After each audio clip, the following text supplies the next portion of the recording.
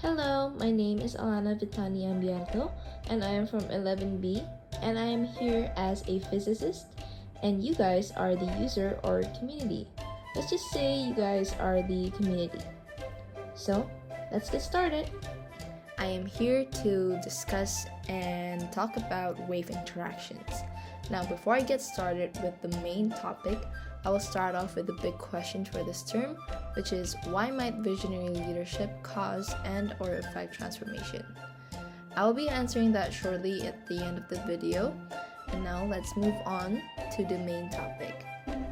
So, in wave interactions, there are 4 types of wave interactions, which is reflection, refraction, diffraction, and interference. When waves encounter different things, they can do different stuff. This happens when waves move from one place to another, bump into something, or flow around a corner or hole. Some things waves can do are bouncing back, which is reflection, and then bending, refraction, and spreading out, diffraction. These interactions with matter are like how light reflects off mirrors, how sound bends around corners, or how waves spread when you toss a stone into a pond.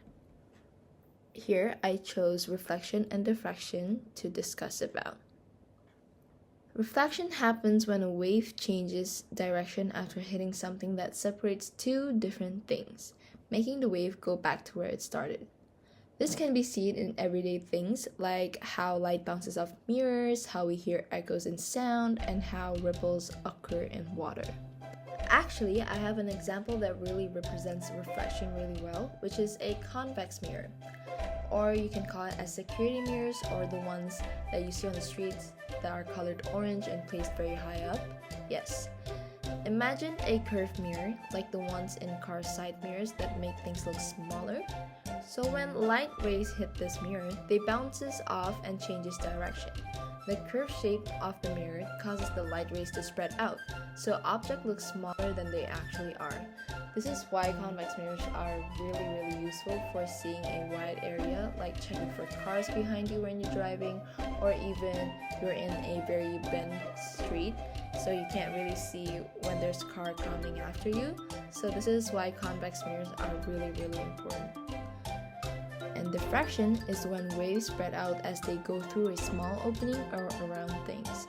It happens when the opening or obstacle is about the same size as the wave itself, and if the opening is really tiny, most of the waves gets blocked.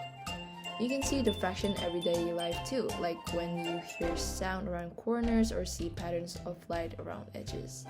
It's like when you hear someone is talking in the next room, even though you can't see them, you can still hear their sound. So when sound waves move from one room to another through a doorway, they don't just travel in a straight line. Instead, they bend and spread out, allowing you to hear the sound even when you can't see where it's coming from. This bending and spreading out of waves is what we call diffraction. I will give you an example in the next clip. Hi Tal! Hi Giselle! How was yesterday? So yesterday I went to a mall near my house Oh to really? get some food. Oh really? What food did you get? I don't like it. Why you don't like it? I don't like Alright, sadly, we're moving on to our last section of this video, which is the answer to our big question from the first clip.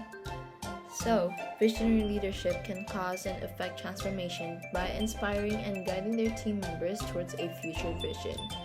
And I think this style of leadership is effective in navigating changes, and it is similar to the concepts of reflection and diffraction in physics, where light bends around obstacles to reveal new patterns. Visionary leaders anticipate and adapt to future challenges, communicate a compelling vision, think strategically, and guide their teams through a transformation process. So, thank you so much, you guys, for watching this video.